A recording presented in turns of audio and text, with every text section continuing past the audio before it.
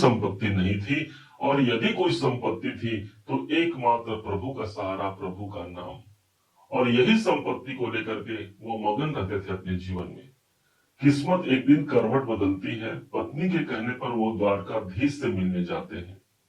भगवान श्री कृष्ण उनके माथे पर तिलक देते हैं, और तभी तिलक देते देते उनके मस्तक पर जो दुर्भाग्य लिखा हुआ था उसको सौभाग्य में परिणित करा जाते हैं। ठीक ऐसा ही हमारा जीवन होता है।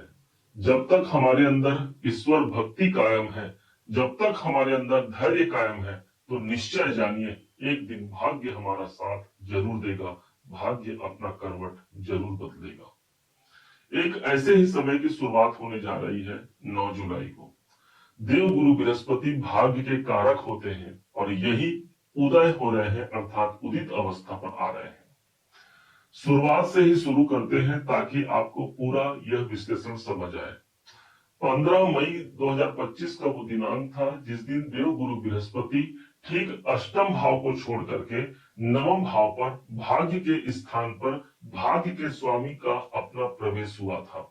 होना तो चाहिए एक बेहतर भाग्य, लेकिन कुछ ही महीने बाद, अर्थात तकरीबन 1 महीने से भी कम का समय था, 12 जून को देव गुरु बृहस्पति भगवान सूर्य नारायण के द्वारा अस्त हो जाते हैं। फलस्वरूप उनके कार्य करने की जो क्षमता है वो अल्प हो गई। परिणाम स्वरूप हमको भाग्य का एक बहुत अच्छा साथ मिलते हुए भी बहुत सुंदर और बेहतर हमको साथ नहीं मिल पाया। अब एक समय प्रारंभ होता है 6 जुलाई को।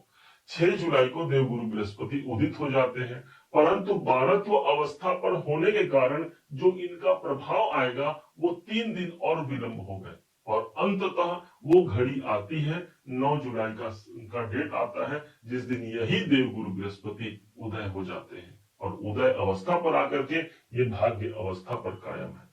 मन में प्रश्न उठता होगा कि वास्तव में ये अस्त अवस्था क्या होती है। आप ऐसा जानिए कि आप किसी कार्य को लंबे समय तक आप करते रहे और वो थकावट हमारे अंदर मौजूद हो गई और एक झपकी हमने ले लिया, और झपकी लेने के पश्चात जब पुनः फिर से हम उठते हैं तो कितनी स्फूर्ति, कितना नयापन हमारे अंदर विद्यमान होता है किसी कार्य को आगे बढ़ाने के लिए। ठीक ऐसी ही स्थिति देवगुरु बृहस्पति के पास इस समय पर विद्यमान रहेगी, अर्थात अतिचारी अवस्था में जो इनके कार्यकाल 18 अक्टूबर तक चलने हैं, उसकी पूर्ति के लिए, उसकी वृद्धि के लिए देवगुरु बृहस्पति यहाँ पर उदित हुए हैं। अब आगे बढ़ते हैं। यहाँ पर दोहरे गोचर सिद्धांत को हम यहाँ ले रहे हैं। द्विगोचर सिद्धांत के अनुसार जिस भाव पर शनि और गुरु बृहस्पति की पुष्टि हो जाए, मुहर लग जाए, वो स्थान सबसे ज्यादा मजबूती से कायम हो जाता है।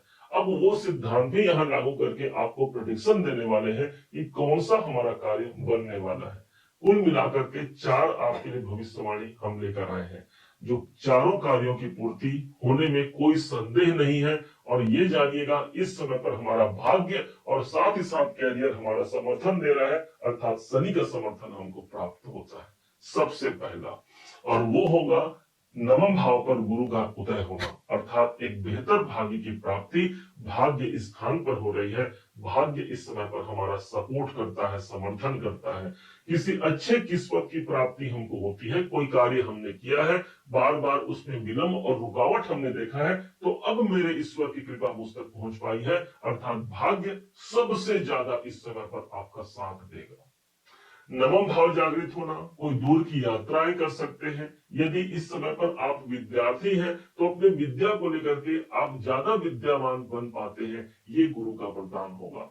नवम भाव पर स्थित है, इसलिए हम स्वयं इस समय पर धार्मिक होते हैं। गुरु नॉलेज के कारक होते हैं, हमारे अंदर वो नॉलेज बढ़ता है कैसे हम अपने भाग्य को आगे बढ़ाएं, और शायद यही एक कृपा है जो देव गुरु बृहस्पति के माध्यम से एक बड़े और बेहतर भाग्य की जो आकांक्षा हमने लगाई थी वो इस समय पर सबसे ज्यादा मजबूती से पूरा होगा। दूसरा प्रभाव हो गया देव गुरु बृहस्पति की पहली दृष्टि, और जो कहीं और नहीं 7 नंबर की राशि तुला राशि पर पड़ रही है। ये जो राशि है ना, इसी भाव पर शनि देव उच्च के होते हैं। अब यहाँ शनि का समर्थन कैसे मिल रहा है दूसरे पॉइंट से समझिएगा। शनि जो है 7 नंबर की राशि पर उच्च के होते हैं, और देव गुरु बृहस्पति की 5वीं दृष्टि आ रही है। अब यहाँ पर देवगुरु बृहस्पति की दृष्टि कोई संतुलन नहीं है। 7 नंबर की राशि उनके शत्रु की राशि है, शुक्राचार्य की राशि है। तो इस कंडीशन में एक एग्रीमेंट होता है, किसके संग? शनि और गुरु के संग। देवगुरु बृहस्पति कहते हैं मैं आपके अपने राशि तुला राशि को नहीं बिगाड़ूंगा, वहां भाग्य का सपोर्ट दूंगा, परंतु शर्त यह है कि आप जो छठे भाव पर बैठे हैं, नौकरी के भाव पर बैठे हैं, उस भाव को मत बिगाड़ना, उस मेहनत का परिणाम तुला राशि को प्रदान करना। अब वही एग्रीमेंट के माध्यम से शनि का सपोर्ट भी इस स्थान पर मिलता है, अर्थात नया कॉन्फिडेंस की वृद्धि होना।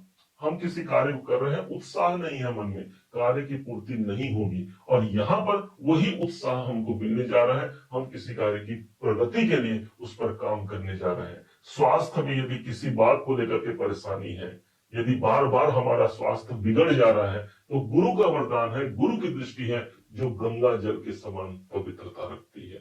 अब वही पवित्रता मेरे ऊपर आ गई। गुरु की दृष्टि का पढ़ना सौभाग्य को जन्म देता है ना, एक भाग्य नहीं बल्कि सौभाग्य की प्राप्ति इस समय पर सबसे ज्यादा मिलने जा रही है। देवगुरु बृहस्पति की दृष्टि पड़ने जा रही है, हमारे अंदर सात्विकता आता है, गुरु का प्रभाव आ गया। गुरु बढ़ोतरी के कारक होते हैं, और बढ़ क्या रहा है तो हमारे भाग्य भाव से हमको देख रहे हैं, अर्थात हमारे बढ़ोतरी का ये समय रहेगा। अब तीसरा प्रभाव, और तीसरा प्रभाव मिलता है ठीक तीसरे भाव को, और ये होगा देवगुरु बृहस्पति और शनि के संयुक्त गोचर का प्रभाव। और जहां पर गुरु की नवम दृष्टि पड़ रही है, तो वहीं पर शनि देव की दसम दृष्टि ठीक 9 नंबर की राशि तीसरे भाव पर पड़ रही है। और इसलिए यदि आप स्पोर्ट्स में हैं, मार्केटिंग में हैं, या फिर इस समय पर जो सबसे ज्यादा प्रभावी होगा वो आपका कॉन्फिडेंस का स्तर अच्छा रहेगा, आप उस मार्ग को प्राप्त करके अपने प्रगति मार्ग पर अग्रसित हो सकते हैं। तीसरा घर हमारे चैलेंजिंग सिचुएशन का होता है, और यहाँ गुरु भाग्य का दृष्टि पड़ना, शनि की दृष्टि का पड़ना, और जो कि तुला राशि के लिए योग कारक है, तो इस बीच जो चैलेंजिंग सिचुएशन लाइफ में बने हुए हैं उससे बाहर निकलने का हमको एक सुलभ रास्ता निकल पाता है, और जो कार्य हम अपने जीवन पर पाना चाहते हैं वो कार्य इस समय पर सबसे ज्यादा मजबूती से फलीभूत होने जा रहा है। यही नहीं, इस समय पर आप छोटे भाई बहनों के लिए काम करते हैं, यदि उनके जीवन में भी कोई प्रॉब्लम, कोई परेशानी है, तो ये हाउस जब एक्टिवेट होगा तो उनके लिए भी एक समर्थनकारी सपोर्ट मिल गया। अब चौथा, अंतिम और सबसे महत्वपूर्ण, और वो होगा वो स्थान पंचम भाव आपका जागृत होना। एक तरफ देवगुरु बृहस्पति की नवम दृष्टि 11 नंबर की राशि जहां लिखी हुई है उस राशि पर पड़ रही है, जो कि पंचम भाव है तुला राशि का, और अभी ठीक 13 जुलाई से ही शनि देव भी वक्री हो जाएंगे, और वक्री होकर के इनका प्रभाव भी इसी स्थान पर पड़ जाएगा, पंचम भाव पर। और पंचम भाव ही वो स्थान है जो हमारे प्रारब्ध का स्थान है। पूर्व जन्म कृतम पापम व्याधि रूपेण बाधते, अर्थात पूर्व जन्म में हमने जो कर्म किया है वही इस जन्म में हमको व्याधियों के रूप में प्राप्त होते हैं, चाहे वो कैरियर को लेकर के हो, धन को लेकर के हो, या शरीर को लेकर के हो। तो आज एक ऐसा समय है जो 4 महीने तक प्रभावी रहेगा, जहां शनि का प्रभाव तो आ ही गया, साथ ही साथ मेरे भाग्य की दृष्टि पड़ गई, मेरे ईश्वर की दृष्टि पड़ गई, इसके प्रारब्ध के शुभ परिणाम हमको प्राप्त होते हैं। प्रारब्ध को बदला जा सकता है अपने कर्मों के द्वारा, और वही कर्म का सपोर्ट हमको शनिदेव के माध्यम से मिलने जा रहा है। संतान को लेकर के कोई काम करना हो, उनके एजुकेशन कैरियर के लिए कोई कार्य करना है, संतान के प्रोग्रेस के लिए कोई काम करना है, ये एक बेहतर समय रहेगा जहां पर हम उस कार्य को कर पाते हैं। आप यदि विद्यार्थी हैं, स्वयं शिक्षा प्राप्त कर रहे हैं, तो देखिएगा इस समय आपका नॉलेज इस समय पर बढ़ रहा है, अनेक अनेक माध्यमों से आप अपना नॉलेज बढ़ा रहे हैं, अपने ज्ञान को बढ़ा रहे हैं, क्योंकि गुरु ज्ञान है और शनि कर्म है, अर्थात कर्म और ज्ञान दोनों हमको प्राप्त होने जा रहा है। पंचम भाव, यदि आप कोई क्रिएटिविटी संबंधी कार्य में है, कलात्मक कार्यों से आप जुड़े हैं, कोई कलाकारी से युक्त काम कर रहे हैं, तो हाँ पंचम भाव जागृत हो रहा है। शेयर मार्केट इत्यादि में भी एक अच्छे बेहतर सफलता को आप प्राप्त कर सकते हैं। ये द्विगोचर का सिद्धांत यहाँ पर लागू होता है, जो एक अवसर है संतान संबंधी कार्य की पूर्ति के लिए और मेरे मन मुताबिक कार्य को पूरा करने के लिए, क्योंकि यही हमारा मन है, हमारा मस्तिष्क है, और यही हमारे डिसीजन है।